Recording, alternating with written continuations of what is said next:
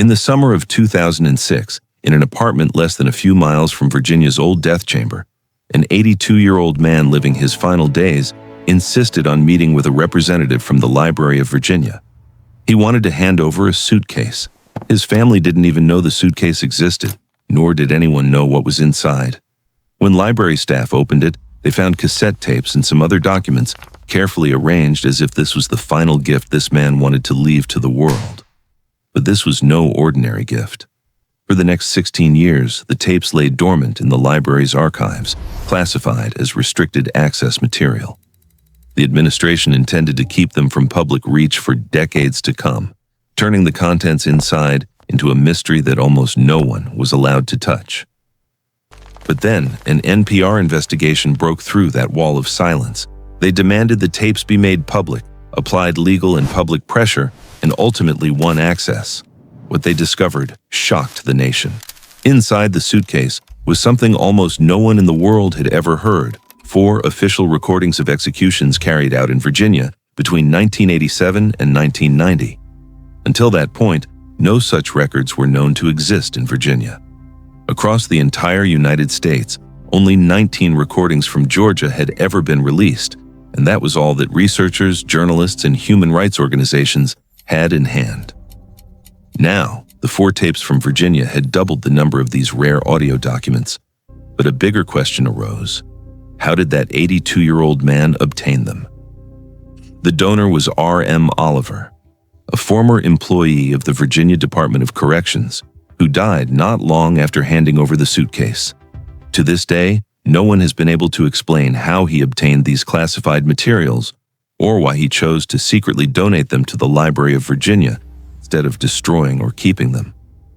What makes everything even more mysterious is that Oliver left his last position in Richmond before any of the recorded executions took place. He was no longer an official employee when these tapes were recorded. So who gave them to him?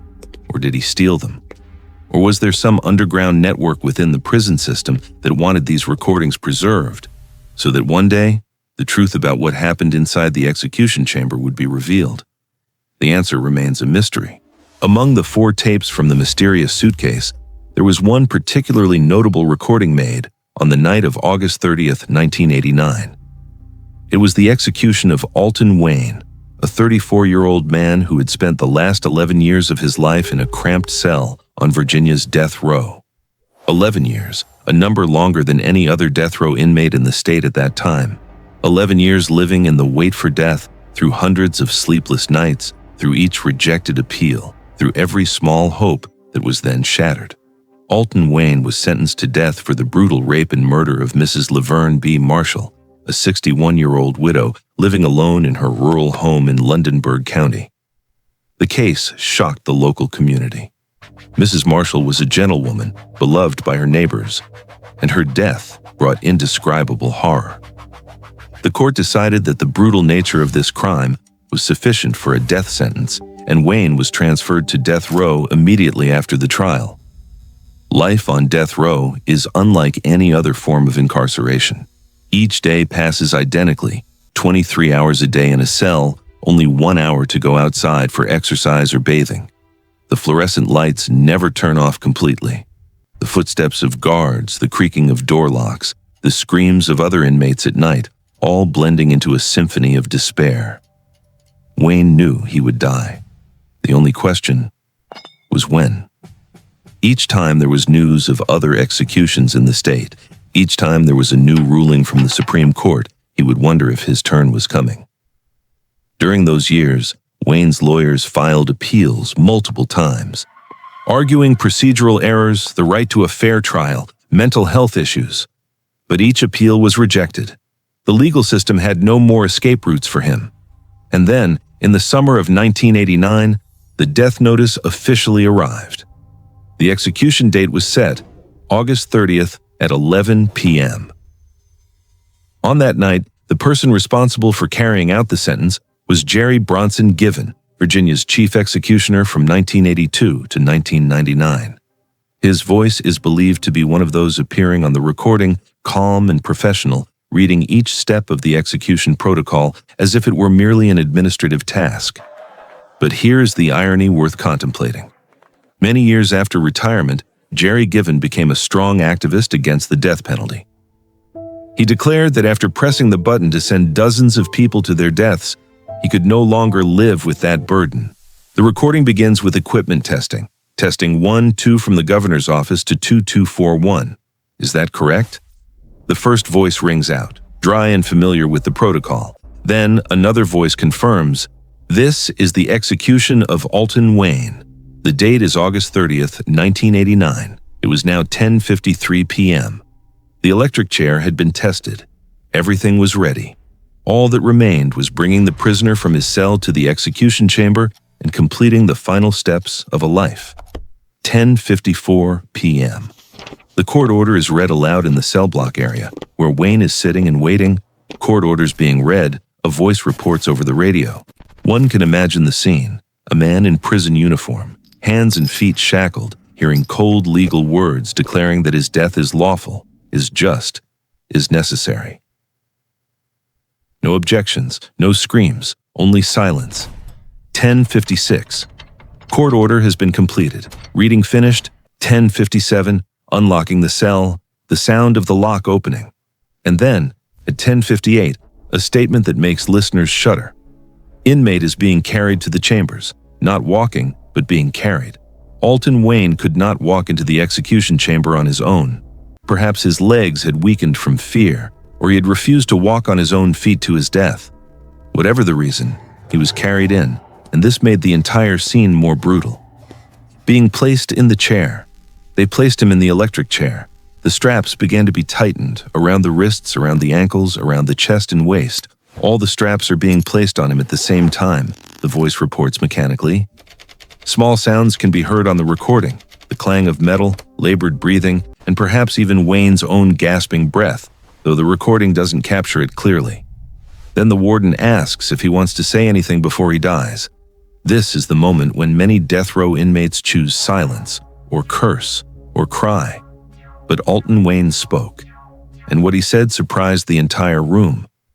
"I would like to express that what is about to take place here is a murder," he said, his voice trembling but clear.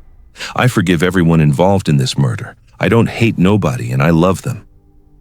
It was a statement full of paradox, a man about to die for murder, calling his own execution a murder. He didn't deny his guilt, but he also didn't accept that his death was just, and instead of hatred, he chose forgiveness.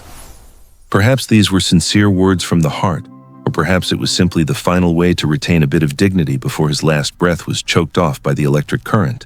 11:59 p.m. After Wayne's final words rang out in the haunting space, the leather mask and metal cap were placed on his head.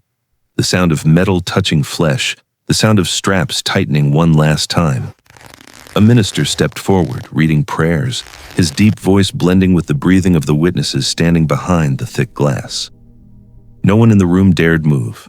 Sweat began running down Wayne's forehead, soaking his arms and legs. A staff member gently wiped them away, not out of compassion, but because sweat could affect electrical conductivity. Every detail was meticulously calculated, even in the final minute of a human life. "The key has been placed into the proper position," a voice reported. The key, a seemingly simple tool, but one that held the power of life and death, was placed in the control panel. The warden turned to look at the witnesses, then nodded. That was the final signal. Execution is taking place. 11 p.m. High-voltage electricity coursed through Alton Wayne's body. There was no scream, because the larynx was immediately paralyzed by the current. But his body jerked violently, rigid as a stone statue, every muscle contracting simultaneously under the force of 2,000 volts. The smell of burning flesh began to spread through the room. 1 minute passed. 11:01, second jolt. The second surge of electricity was activated to ensure no signs of life remained. At 11:02, the current was cut. Completed. Outside the prison, the voices of protesters rang out faintly. They had stood there for hours, holding signs opposing the death penalty, chanting slogans demanding justice. But their voices could not penetrate the thick walls of the execution chamber. Inside, only heavy silence remained. 11:04. Wayne's shirt was pulled back. A doctor stepped forward, placed a stethoscope on his chest, checked for a pulse, then shook his head. 11:05. He's been pronounced dead. Alton Wayne was officially gone. The curtain covering the glass was drawn down, separating the body from the witness's view. They slowly left the room, no one speaking, each carrying their own thoughts about what they had just witnessed. The recording ends with brief exchanges. "Do you need anything else?" "I don't know of anything else." Then everything went silent. The tapes from R.M. Oliver's suitcase are not just historical documents. They are vivid evidence of one of humanity's greatest moral debates. Does the state have the right to take the life of a citizen, even when that citizen has committed murder? Jerry Bronson, Given, who oversaw dozens of executions, eventually found his own answer. He said he could not live with the burden of those deaths. And perhaps that is precisely why these tapes exist, so that one day the world will listen and ask itself whether justice is truly being served, or if it's just an endless cycle of violence that never ends.